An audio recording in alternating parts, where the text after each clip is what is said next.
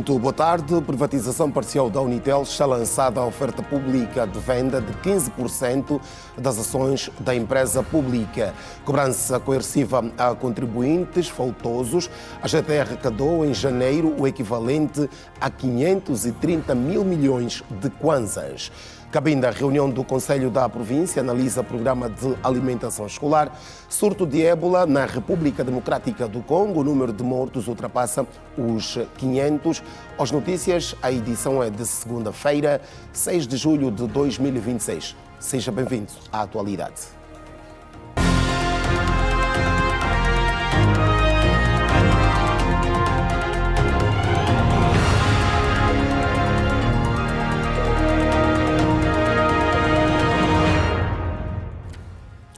Uma vez mais, muito boa tarde. Agora o desenvolvimento das notícias. Decorre neste momento em Cabinda a 6ª reunião do Conselho da Província. Os membros do governo local estão a analisar temas como o programa de alimentação escolar, ambiente e cultura. O João Chico tem mais informações a partir de Cabinda.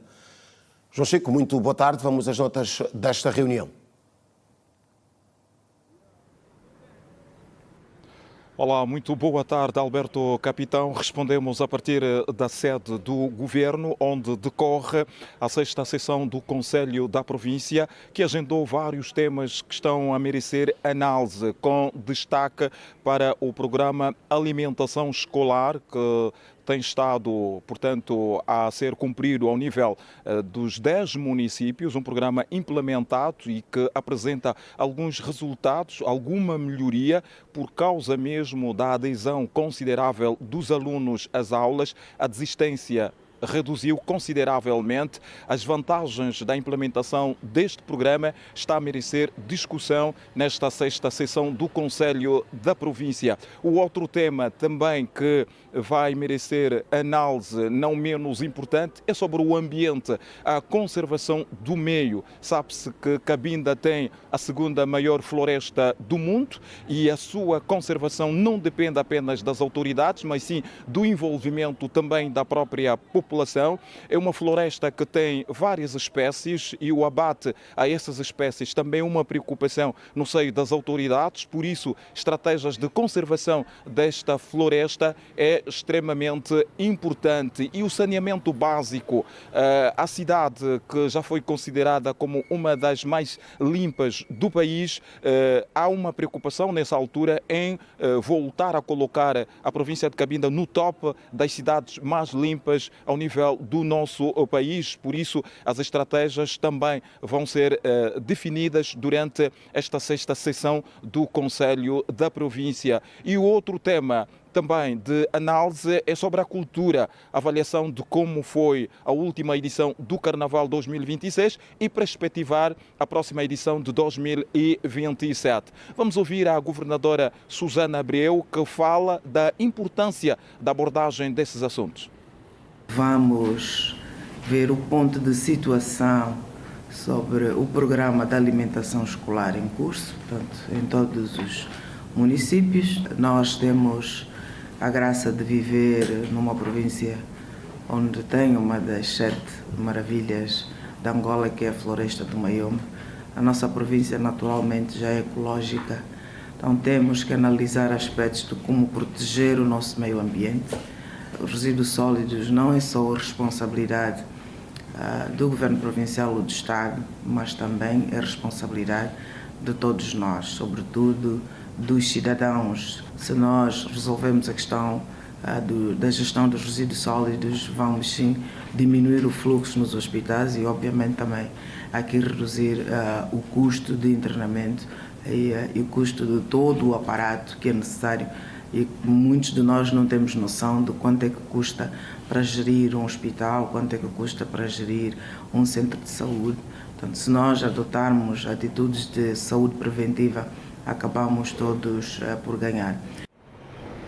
Há instantes estivemos a acompanhar aqui o extrato das palavras da governadora provincial de Cabinda, Susana Abreu, que está a orientar a sexta sessão do Conselho da Província, que está a decorrer nesta altura, e no final vamos trazer outros elementos que efetivamente sustentam os pontos conclusivos deste mesmo encontro. Com as imagens de Eliseu Dombel, João Chico, Rede Girassol, Cabinda. Boa tarde, companheiro. Continuação de bom trabalho. E em janeiro deste ano, a Administração Geral Tributária arrecadou 530 mil milhões de kwanzas de cobrança coerciva através das empresas que viram os seus NIFs suspensos no ano passado por terem ficado mais de um ano sem submeter qualquer declaração fiscal. Os dados foram avançados hoje pelo PCA da AGT, José Leiria, durante o Espaço Economia Sem Macas, que acontece até a este momento numa das unidades hoteleiras de Luanda.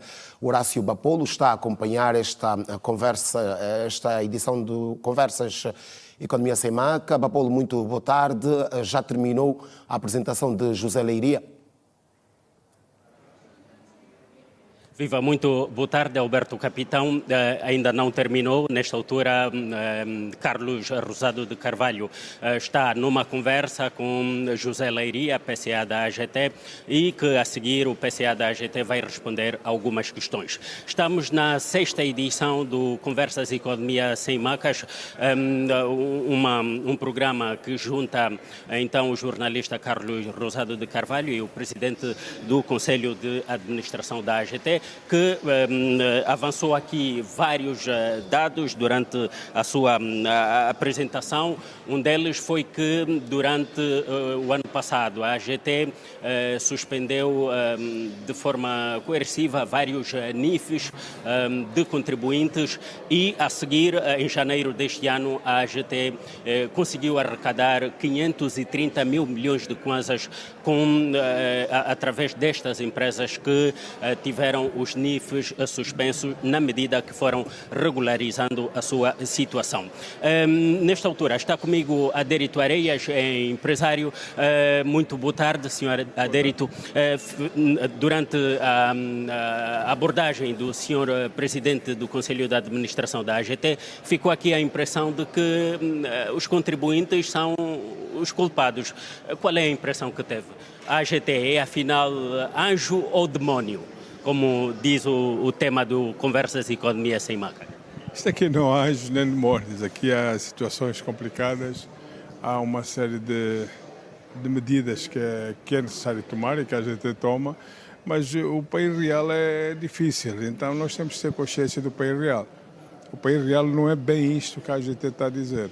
Temos outras situações muito complexas e que temos que as analisar.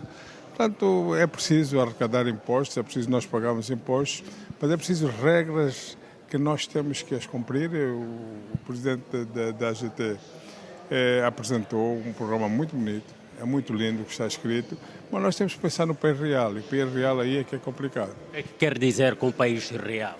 O país real é todas as situações que nós vivemos. Eu vou lhe dar um caso concreto. Eu tenho que comprar tomate no produtor. O produtor não está inscrito. Eu compro tomate ou não compro tomate? É isso que eu vou perguntar agora ao Presidente da Leiria. Agora, a seguir, vou-lhe perguntar. Portanto, é preciso analisarmos tudo isso e vermos o país real. É preciso impostos. Portanto, é preciso haver aqui uma ligação muito forte entre a AGT e as empresas.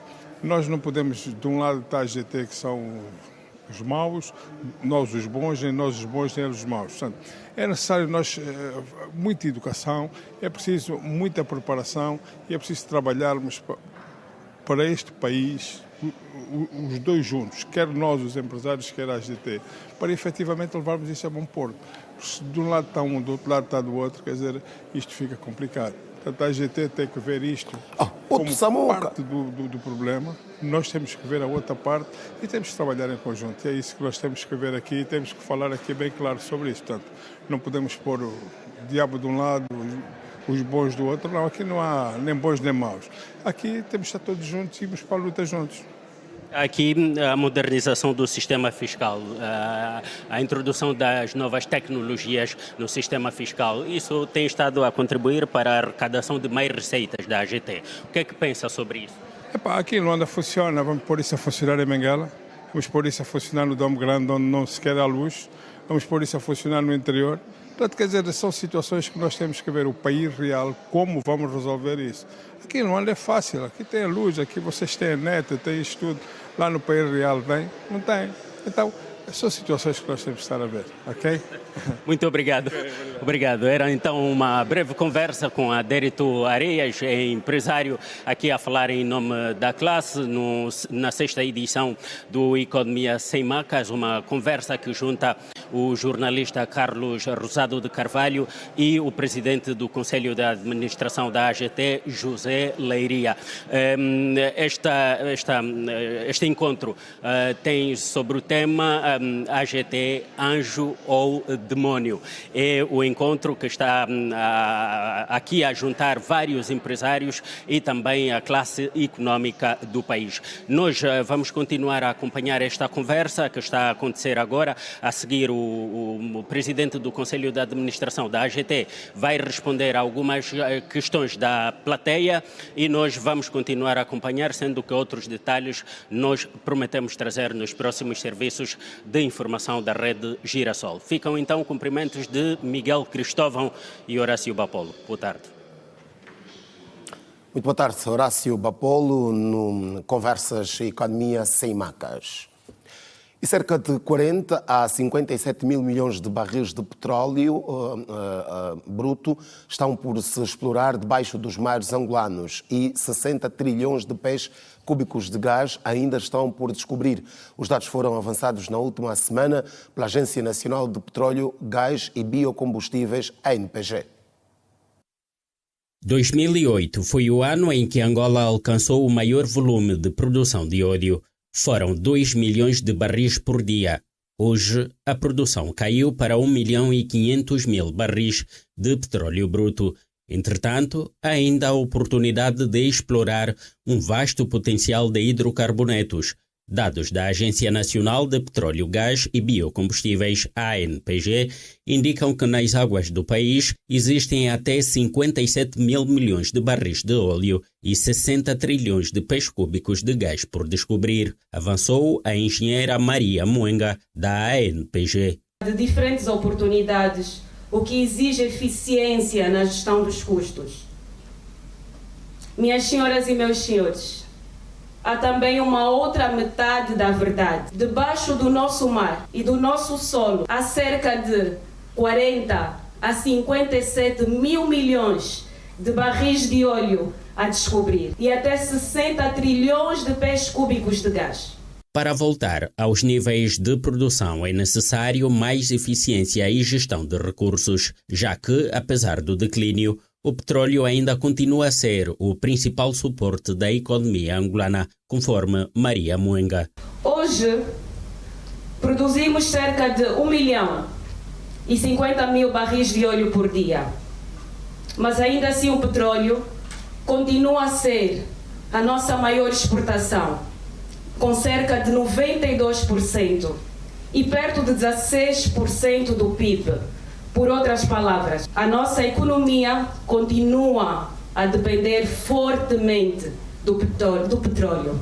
A ANPG lançou um plano estratégico que vai reger o setor nos próximos 25 anos. O documento está em consulta pública. Entretanto, as empresas ligadas ao setor de exploração destes recursos pedem um regulamento que se revê nas necessidades de exploração em terra.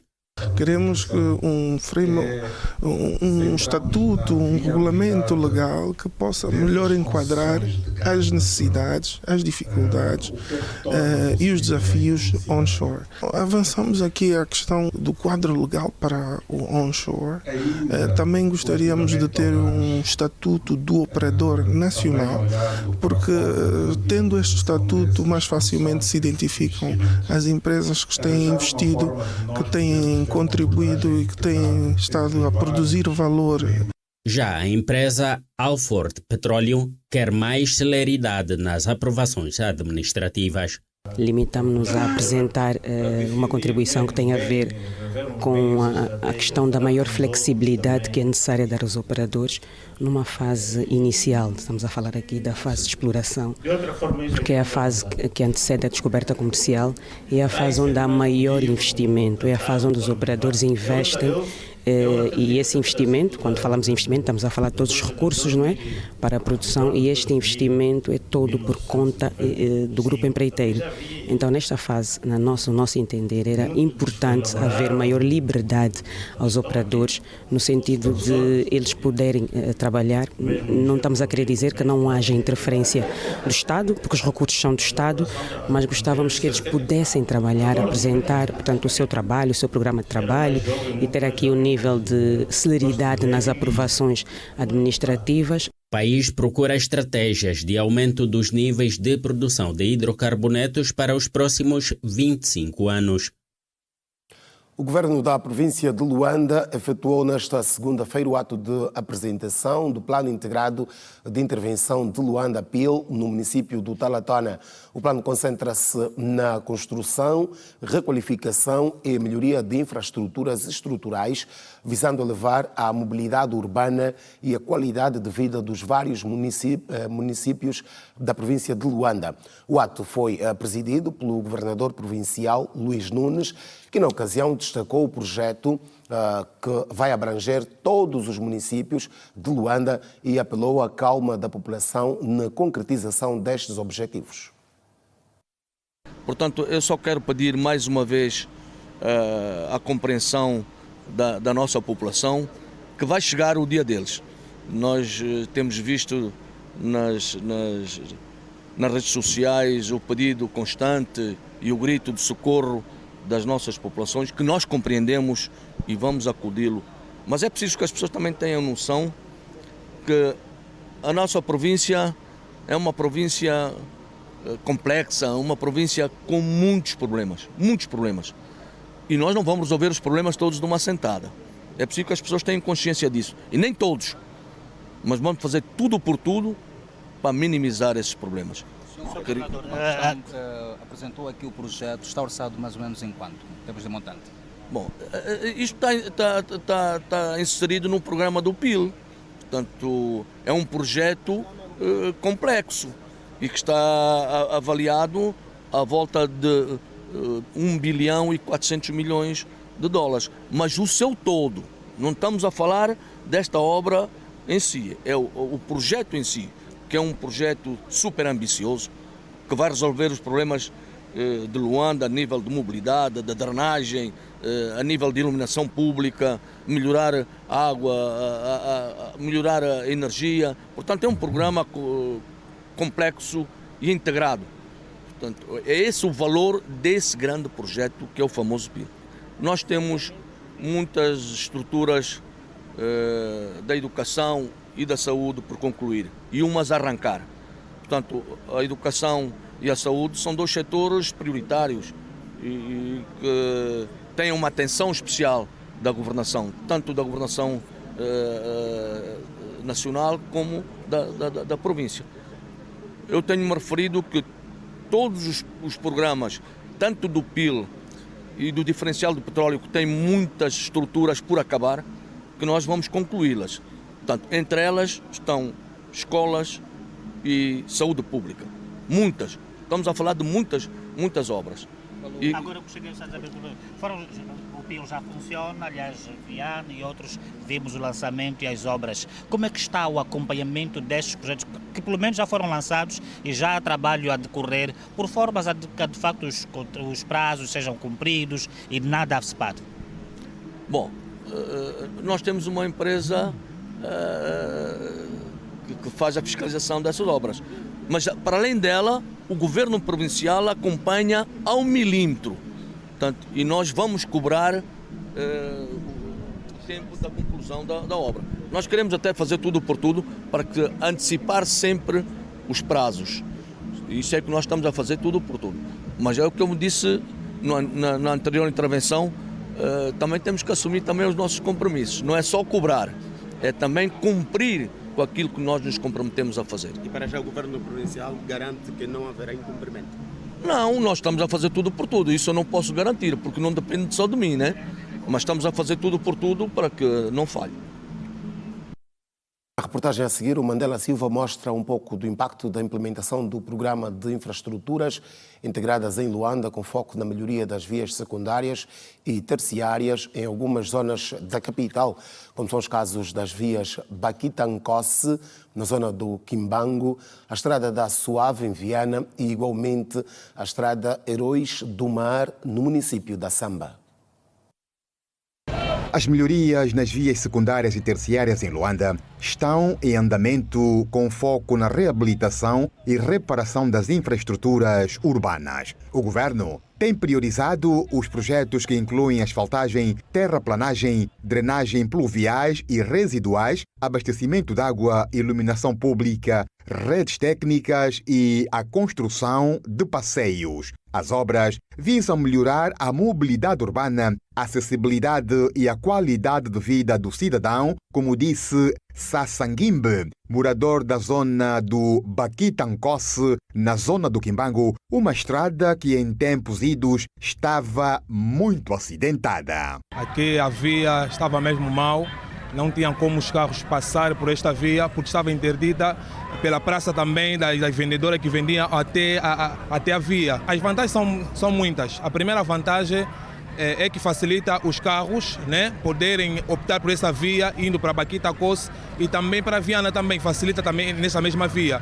E para os moradores há mais o mover, né? Numa outra hora era mesmo impossibilitado devido às senhoras que vendiam. Então mesmo os moradores encontrávamos dificuldades de passar de um lugar para outro. O mototaxista Maxi Magrelo, morador do município de Viana, mais concretamente na Rua da Suave, está satisfeito com a reabilitação da via e fala da facilidade que hoje tem no trânsito, uma vez que a via está asfaltada, mas aconselha que se coloque mais passadeiras para facilitar a travessia de peões. Facilitou muito, mas só porque aqui antes da Suave também faltava uma passadeira, porque aqui a estrada está muito que não tem passadeira, mas muito lá em frente, então faltava mais uma passadeira. Mas sendo isso, não, tá bom, porque facilitou o trânsito e senão também nos facilitou, porque dava muita volta, fatigava muito. A moto não durava, o enrolamento não durava nem sequer 2 meses, 1 mês, 2 semanas, 1 semana, já fatigava, mas agora vejo que tá mesmo bom. José dos Santos, que saía da nova marginal de Luanda, passou pela rua Heróis do Mar, no município da Samba, uma via que nos últimos tempos tem facilitado a vida dos automobilistas intranseuntes devido ao novo tapete asfáltico. Agora sim, agora facilita mais os automobilistas, acesso até aqui para comprarmos o peixe. Não, facilita. Vários munícipes em Luanda estão satisfeitos com a reabilitação de algumas vias secundárias e terciárias e apelam para que se adote políticas para a melhoria de todas elas. Assim, evita-se o engarrafamento nas vias principais. Tempo para fazermos o primeiro intervalo da tarde. Voltamos daqui a pouco.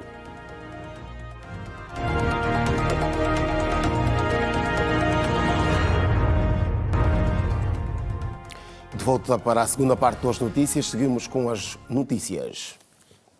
Ora, com o objetivo de enaltecer o potencial turístico de Angola, promover os destinos de excelência e reforçar a parceria entre os setores público e privado para o desenvolvimento sustentável do turismo nacional, realizou-se no último fim de semana a Gala 1000 Destinos em Luanda. Os participantes consideraram que o turismo angolano está a evoluir, mas defendem a criação de mais incentivos para os operadores turísticos como forma de impulsionar o crescimento do setor.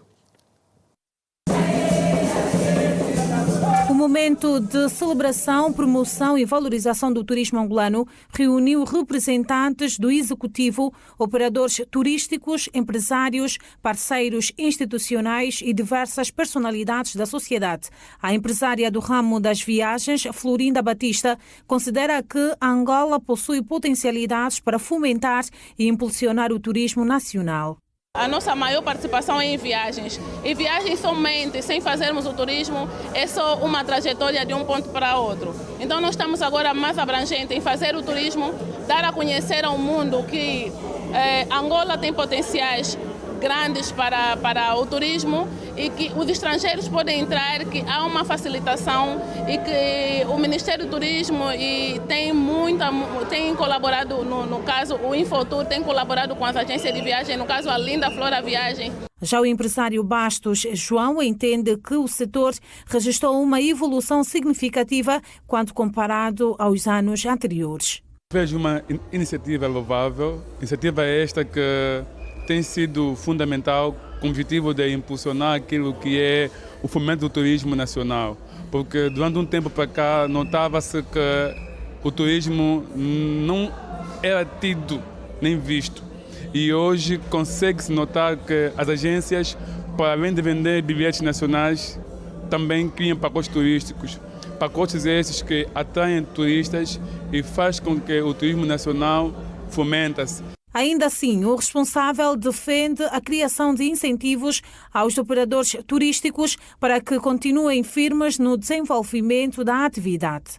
Hoje disse que o turismo é o petróleo verde do nosso país. Se o turismo é o petróleo verde, é preciso incentivo, é preciso incentivo por parte dos órgãos competentes para que os agentes turísticos e as agências consigam dar os seus passos e poderem alavancar aquilo que é o desenvolvimento socioeconômico do nosso país.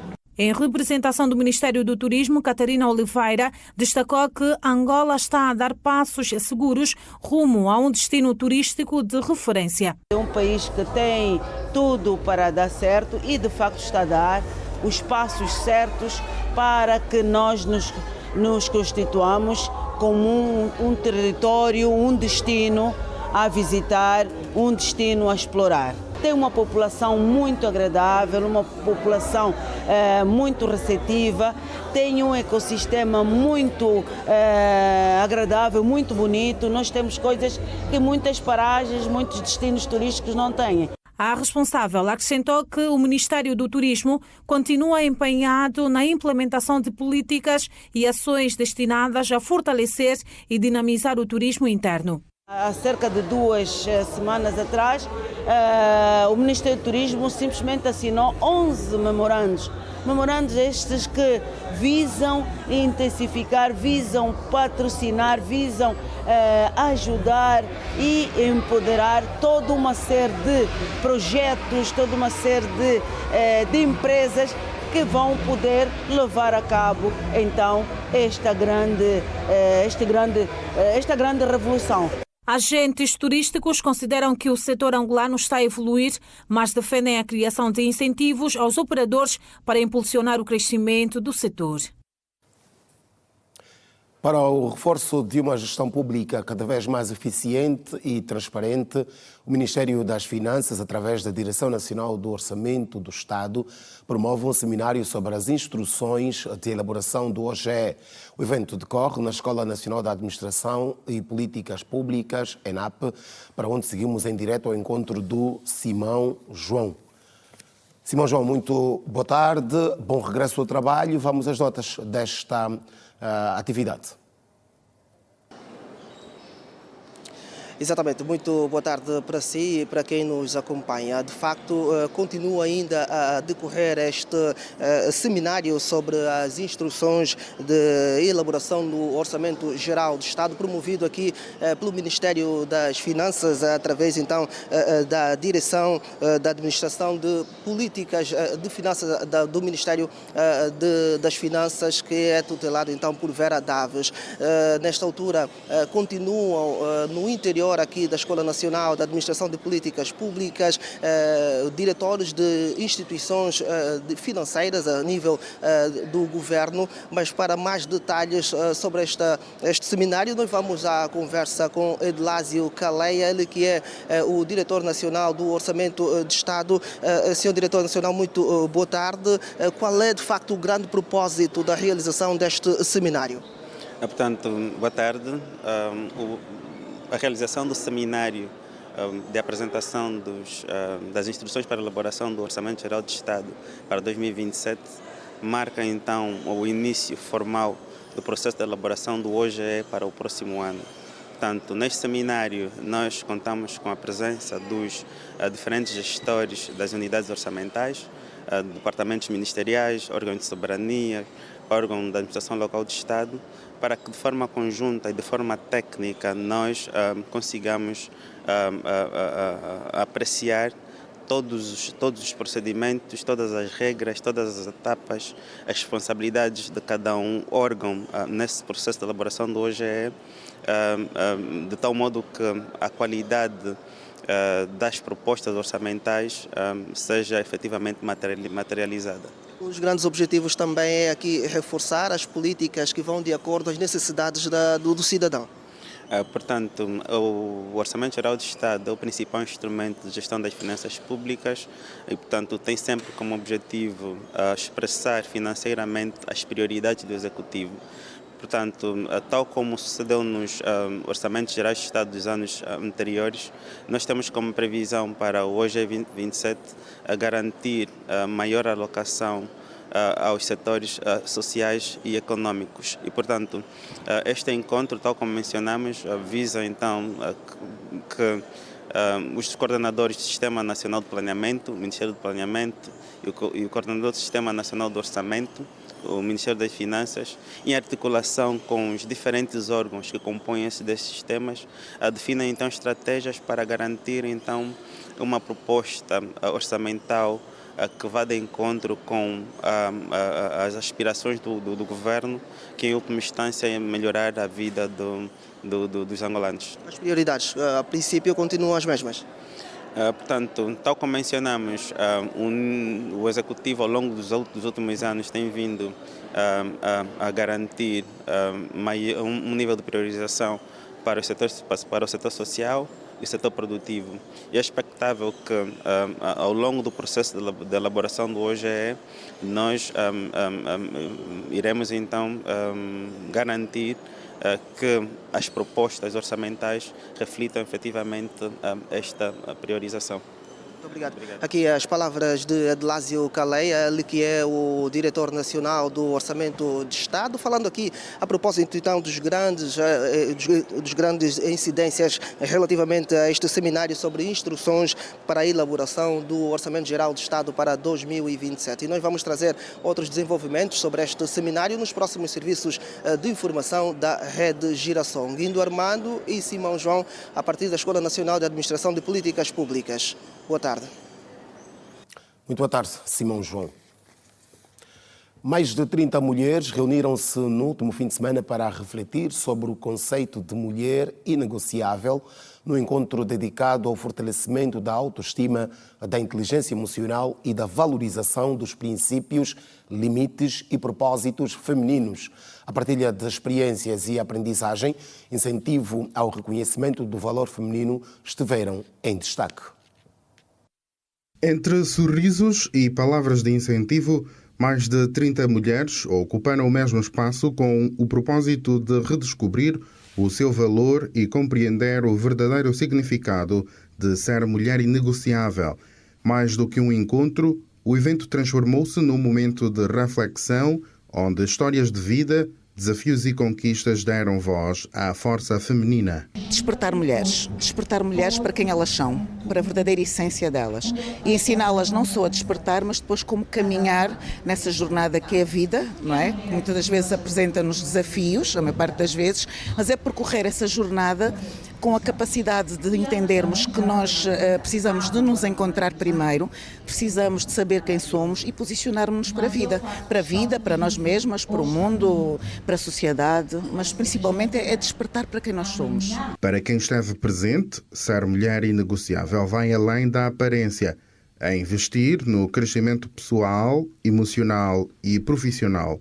A mulher inegociável, para mim, é aquela mulher que não deixa passar nenhuma das faces dela. Ela cuida da saúde do corpo, cuida da saúde cerebral, mas também cuida da sua saúde emocional. Essa mulher é inegociável, ela é uma mulher inteira. São aquelas mulheres que decidiram empoderar-se, trabalhar, cuidar da família.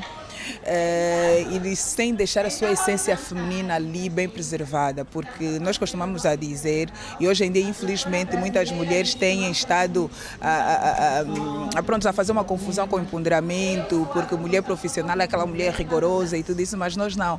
Nós falamos que o inegociável é fazer tudo o que uma pessoa normal faz sem deixar de ser mulher na sua essência. Então não negociar a sua essência, a sua feminilidade.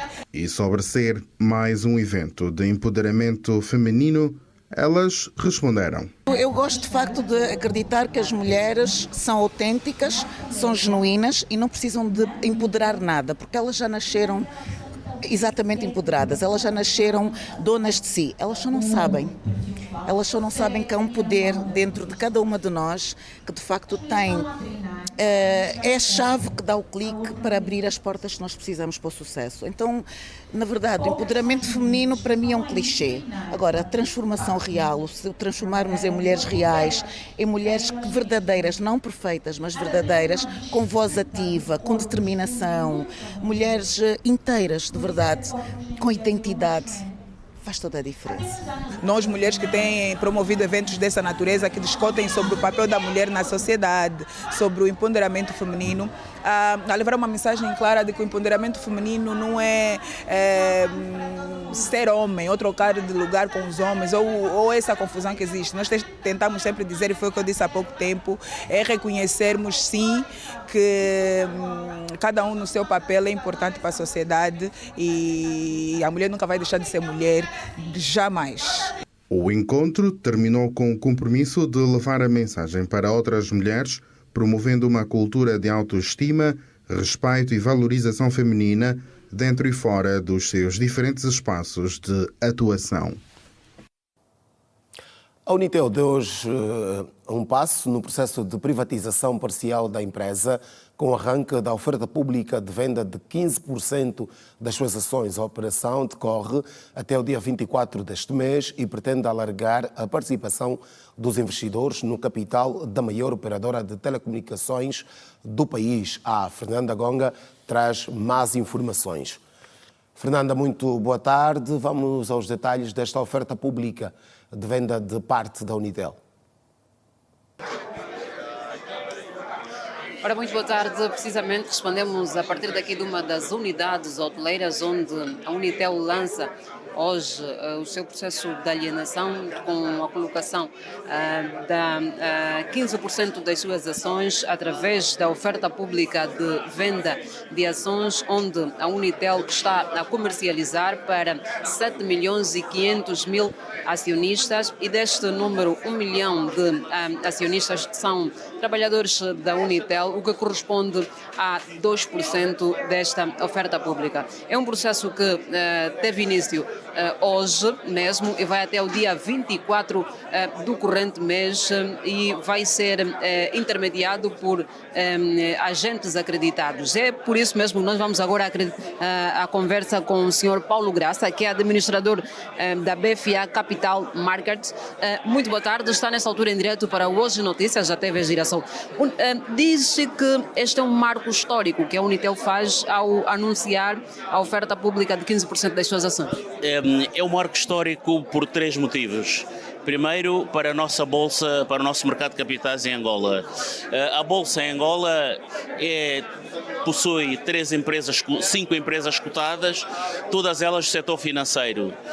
3 bancos, uma seguradora e a própria Bodiva, que é operador de mercado.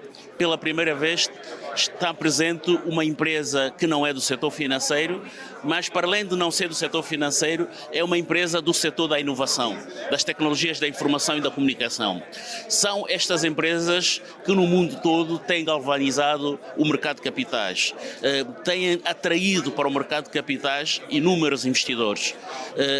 As grandes ofertas públicas que se têm feito por todo o mundo são empresas do setor da tecnologia de informação, como se diz, a 4ª revolução industrial.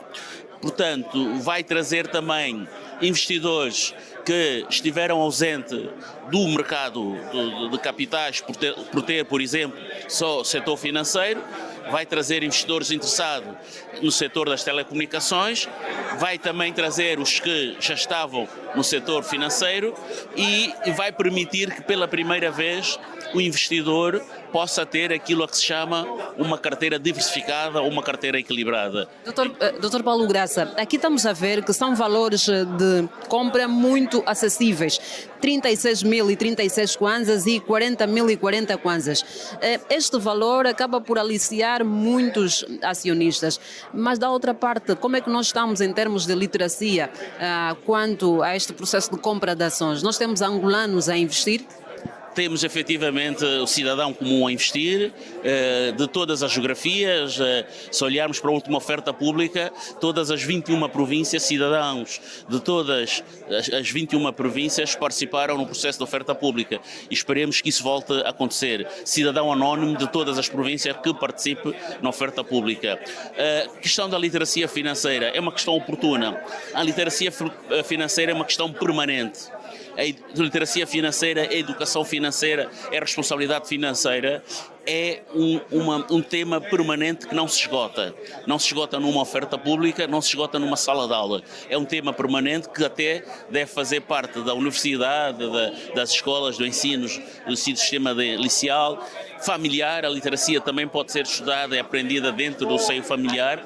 É um processo dinâmico que neste momento nós teremos para aí cerca de 45 mil contas de custódia, muito baixo comparativamente ao número de contas bancárias. Mas nós na área da custódia, da corretagem, dos intermediários financeiros, temos feito o nosso papel. No caso da BFSM, temos tido programas de literacia financeira, portanto, junto das universidades inclusive, porque acreditamos que é um processo permanente, é uma forma de poupança. Dr. Paulo Graça, obrigada pelos seus esclarecimentos.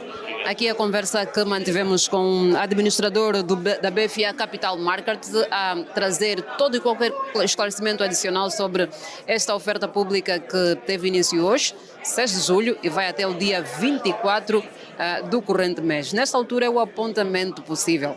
Nós podemos avançar certamente com mais detalhes nos próximos serviços de informação da Rede Girassol. Os cumprimentos são de Josué Massuaco e Fernanda Gonga. Muito boa tarde. Muito boa tarde, Fernanda Gonga, e ao lançamento da oferta pública de venda de 15% da Unitel. Vamos para o segundo intervalo. Voltamos daqui a pouco.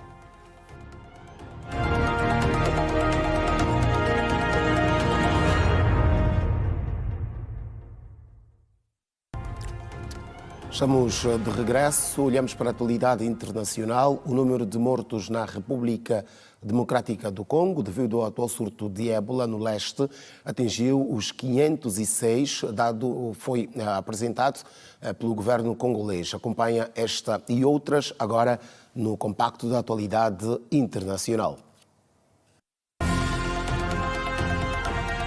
De acordo com o último boletim do Ministério da Comunicação e dos Meios de Comunicação Social da República Democrática do Congo, com dados recolhidos até 4 de julho, foram igualmente registados 1.561 casos confirmados e a taxa de letalidade situa-se agora nos 32,4%. Nesta altura, segundo as autoridades, 628 doentes encontram-se em isolamento ou hospitalização e outras 253 pessoas conseguiram recuperar da doença. O surto foi oficialmente declarado em 15 de maio na província de Ituri, que faz fronteira com Uganda e o Sudão do Sul, tendo chegado também às províncias congolesas Kivu do Norte e Kivu do Sul. A epidemia propagou-se igualmente ao Uganda, onde foram confirmados 20 casos de infecção, incluindo 15 considerados importados da República Democrática do Congo, entre os quais se registaram 2 mortes. Pelo menos 330 crianças foram mortas nos últimos 6 meses na guerra no Sudão, a maioria por ataques de drones, anunciou hoje a Agência da ONU para a Infância. O Sudão está mergulhado numa guerra desde abril de 2023 entre o exército sudanês e as forças de apoio rápido, um grupo paramilitar.